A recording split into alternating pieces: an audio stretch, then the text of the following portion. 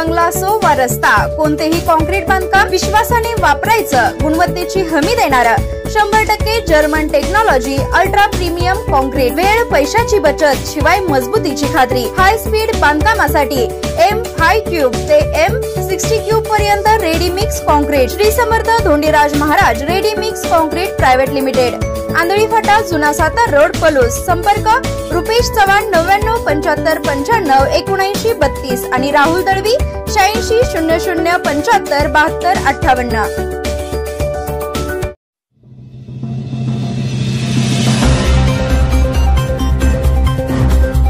यशवंतरावांसारखा सुसंस्कृतपणा आजच्या राजकारणात उरला नाही। दगडू लोमटे देवाराष्ट्रेत यशवंतरावांच्या जन्मघरी रंगली काव्य मैफल। आदर्श राजकीय नेता, रसिक साहित्यिक, विज्ञानवादी विचारवंत, संयुक्त महाराष्ट्राचे शिल्पकार, श्रेष्ठ पैलू यशवंतराव चव्हाण महाराष्ट्र आणि भारताचे बाकेविधाते होते। पहिले मुख्यमंत्री म्हणून 2 वर्षाच्या कालावधीत विविध योजना व धोरणांच्या माध्यमातून केलेल्या भक्कम पायाभरणीवर आजही महाराष्ट्र ताठमानेने उभा आहे। सध्याची राजकीय परिस्थिती पाहता यशवंतरावांचा सुसंस्कृतपणा काही मोजकी लोक सोडली तर आजच्या राजकारणात दिसत नाही, अशी खंत साहित्यिक दगडू लोमटे अंबेजोगाई यांनी यशवंत कवी संमेलनाच्या अध्यक्षपदावरून बोलताना व्यक्त केली। देवराष्ट्रे तालुका कडेगाव येथे यशवंतराव चव्हाण यांच्या 111व्या जयंतीनिमित्त यशवंतराव चव्हाण प्रतिष्ठान मुंबई केंद्र देवराष्ट्रे व यशवंतराव चव्हाण ग्रामविकास प्रबोधिनी यांच्या संयुक्त विद्यमाने जन्मघर स्मारकात आयोजित 10व्या यशवंत कवी संमेलनात लोमटे बोलत होते। आमदार अरुण लाड यांच्या हस्ते यशवंतराव चव्हाण यांच्या प्रतिमा पूजनाने संमेलनाचे उद्घाटन झाले। मराठवाड्यातील कवी प्रभाकर साळेगावकर माजलगाव, राजेसाहेब कदम अहमदपूर, प्रांताधिकारी रणजित भोसले, तहसीलदार अजित शेलार, कार्यकारी अभियंता राजन डवरी, गट विकास अधिकारी प्रशांत राऊत, विस्तार अधिकारी सुनील लोहार, सरपंच निर्मला बोडरे आदी प्रमुख उपस्थित होते। दुपारच्या सत्रात कवी संमेलन झाले। ख्यातनाम कवी प्रभाकर साळेगावकर यांचे विडंबन आणि राजेसाहेब कदम यांच्या बहारदार सूत्रसंचलनाने रंगत वाढली।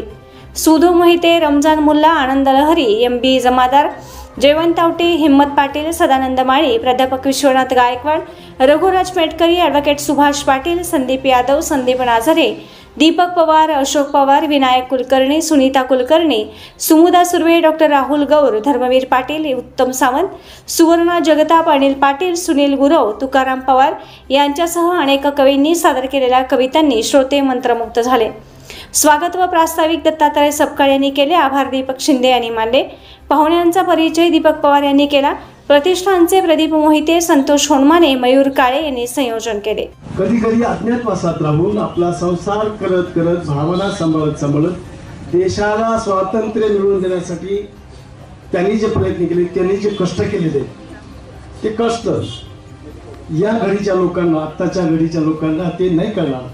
परंतु ज्यांनी स्वातंत्र्य काळाच्या आसपास 80-90 पर्यंत ज्यांनी सगळं महाराष्ट्र समाज राजकारण बघितलेले, त्याचं यशवंतरावजीचं महत्व या ठिकाणी तुम्हाला बिलकुल लक्षात येईल की या माणसाने कशासाठी, स्वातंत्र्यासाठी त्यांनी आताचं हे सगळं पाहिलं की वाटतं यशवंतरावजी कशाला हे स्वातंत्र्यासाठी एवढं त्याग केला असेल, एवढं पायी पडली असतील, घरदार सोडलं असेल, आईची फरफट झाली, भावांची झाली, आणि एक असा मोठा माणूस ज्या पंचक्रोशीत झाला, ती पंचक्रोशी म्हणजे हे सगळं देवराष्ट्रीय कुंडल।